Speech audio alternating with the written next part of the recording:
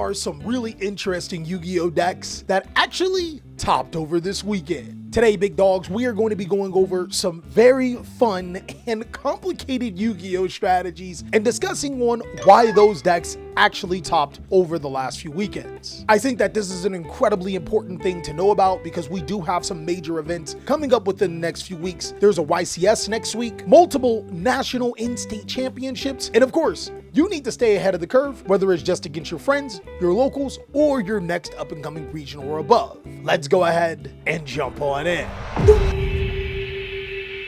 What's going on with y'all, big dogs? And it is an amazing day for Yu-Gi-Oh! I hope that your day phenomenal. But if it isn't, don't let what happened at the beginning of your day ruin the rest of your day. Yu-Gi-Oh is definitely getting really interesting. Over the last 2 weeks, there have been a ton of Yu-Gi-Oh events. Actually, it's been 1, 2, 3, 4, 5, 6, 7, 8, 9, 10, 11, 12, 13, 14, 15, 16, 17, 18 just this weekend. Class, one thing that is going to keep you guys ahead of the curve is that I am always going to be giving you the information you need. The cards that people are considering to play, the huge meta changes that are happening, and of course, cards you should always buy. Just like how if you guys want to support the channel, you could always pick up your Raven Wing sleeves. Raven Wing is the #1 sleeve brand in the entire universe, and they also just so happen to be some of the cheapest sleeves on the market as well. And by cheap, I mean cheap in price, not cheap in quality. These are bangers. If you guys have ever wondered which sleeves have I been using since 2020, which is a long time, I have been using that brand of sleeve, and you guys can go to TheCaliEffect.com and purchase your sleeves today. There's also some really cool mats and other accessories you guys can be looking out for.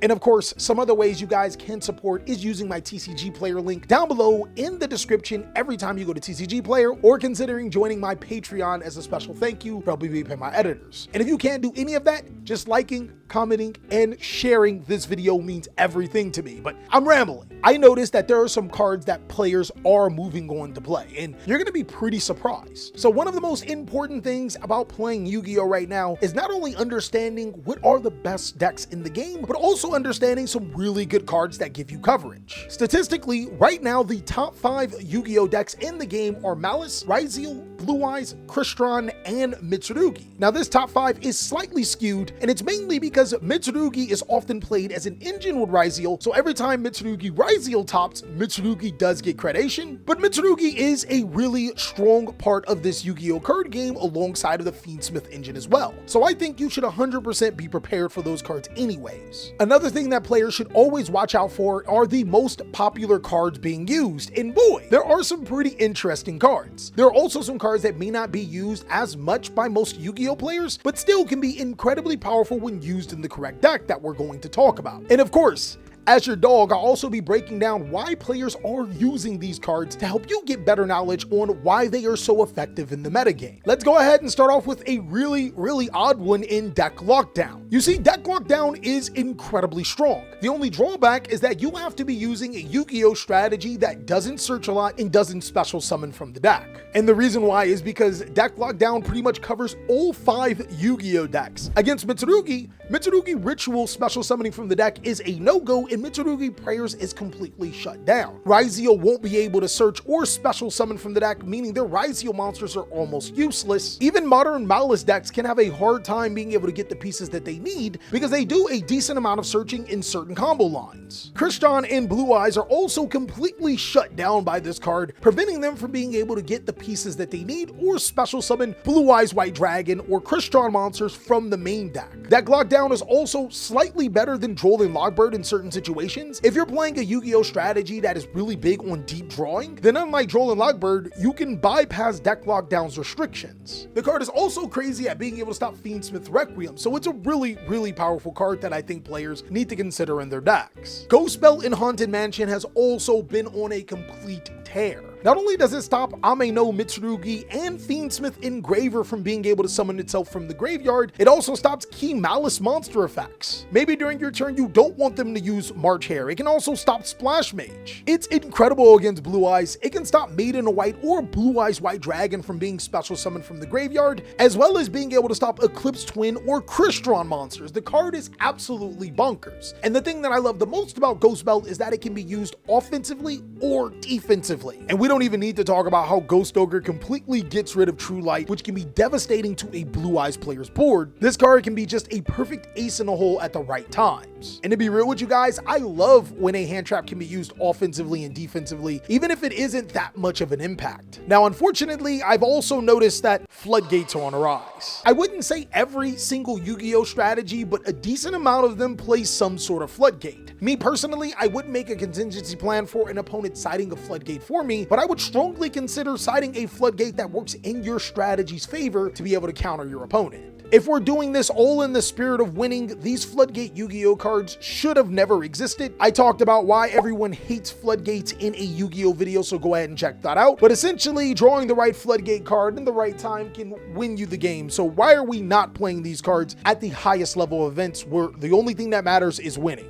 I genuinely hate to say it like that, but it is what it is. Some of the best hand traps that players are using are Nibiru the Primal Being and Droll. In fact, Nibiru the Primal Being as well as Droll are just about in every single deck list that we're going to show. Both these cards are really powerful simply because while they might not end your opponent's turn like how they used to, they put players in a situation where a lot of times they can't make their full combo. They have to go half of a combo, and your deck should be able to combat that. But outside of that, you're going to see a ton of creative Yu-Gi-Oh decks. A ton of players get really interesting. I'm actually going to start with a couple of decks from the week before because I think that they're really interesting, and we'll build on to some really interesting decks from this weekend. Starting off with Carlos Xiang's Fiendsmith Evil Twin deck. I said that Evil Twin was going to be one of the better decks in the format, and to be honest, I don't think it's disappointed. This is a Yu-Gi-Oh strategy that has been topping regional events at a consistent pace, making it a fairly strong deck. With some of the best things about this deck is that it is simply a one-card combo deck. Normal summoning Live Twin Kisa Kill is crazy. Before the new support with Leela Treat and the new Link 1 monster in Kisa Kill Deal, the deck would lose to a hand trap on the Kisa Kill monster. But now, this card is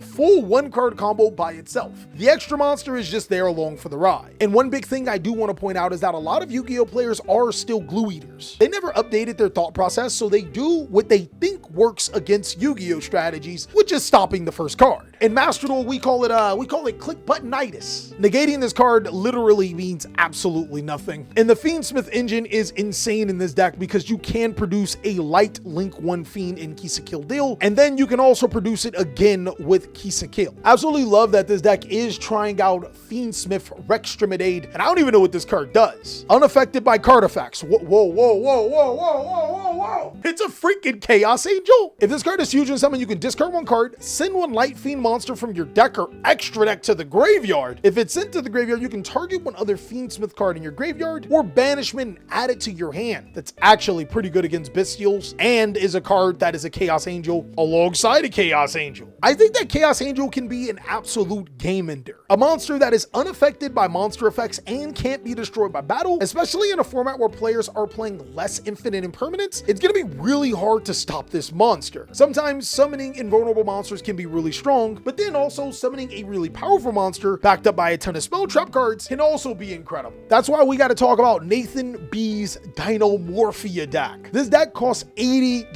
on TCG Player, main extra inside. So budget Yu-Gi-Oh players, watch out. Here you go, big dogs. I absolutely love that it's running the Xenometeorius Frostosaurus engine. In case you guys don't know how this works, Xenometeorius allows you to be able to special summon Frostosaurus, which can allow you to Exceed summon into Transcendosaurus, which can special summon a banished dinosaur, or Evil Lars. You also have Soul Eating Oviraptor that can add these to your hand, or Miscellaneousaurus, or your Dinomorpheus. Now, how are we triggering the effect to destroy a dinosaur?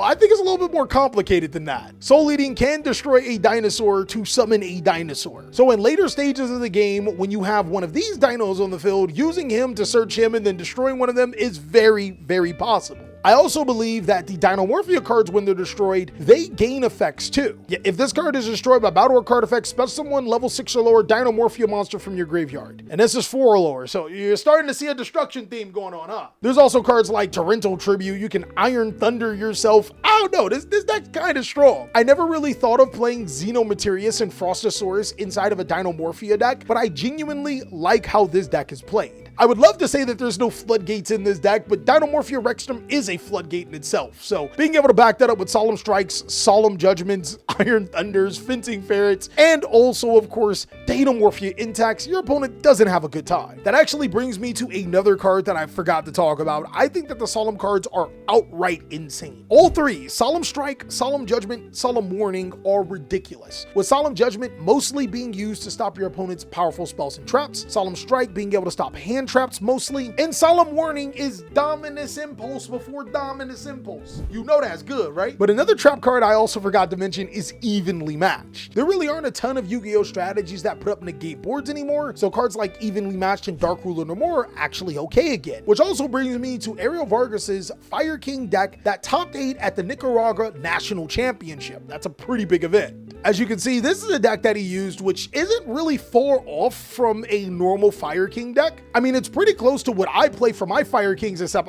there's no way I'm never going back to 2 of this card. But hey, top 8 at a national championship. Keep in mind, I said national championship still deserves its praise. We saw some cards that we talked about, Ghost Ogre and Snow Rabbit, Nibiru the Primal Being, Droll and Lockbird, and we also saw the floodgates that I'm gonna tell you to ignore. And it's mainly because we were back to the future, now we're gonna jump into the present, and I'm gonna start showing you some deck lists that have topped last weekend, and trust me, they're spicy. Leonardo Rosendorn's Memento deck profile is spice. One thing that I absolutely love about Memento is that you really don't need any hand traps. I mean, the Molchermi cards are just good for going second, obviously, and that's why you play them, and Droll gives you that half board. But outside of that, you got your droplets, you got your Grandiddity Breakout, your fusions, and your Bone Parties. That actually works as a board breaker like card. I talked about some of the best decks in the game and did not talk about Memento, and it's simply because it's a strategy that is falling out of favor. I still think that it's incredibly strong, and at one point it was the best deck in the game. But now that both Ryzeal and Malice have gotten some insane support, I think it's a deck that's trailing behind, but just by a little bit. Let's not forget about our favorite floodgates this time around, Triple Tactics Thrust, being able to search out Mischief of the Gnomes or Different Dimension Ground. This card has actually been popping up a lot. You see, Different Dimension Ground is crazy against Ryzeal Mitsurugi. It's also pretty good against Blue Eyes and Crystron alike. I'm not even gonna lie, it's also low-key strong against Malice if you open with it, because yes, their Malice cards do get banished, but their Malice cards stay banished. And that's not exactly what the deck wants to have at its end turn. Memento is still one of the better decks in Yu-Gi-Oh that you guys can be using with a ton of success. And speaking of success, there is another Yu-Gi-Oh strategy that I said was one of the top contenders. I actually gave you guys an entire deck profile of Regenesis. I still think the deck is crazy strong. Then there was that one hater in the comment section saying that I would retract that.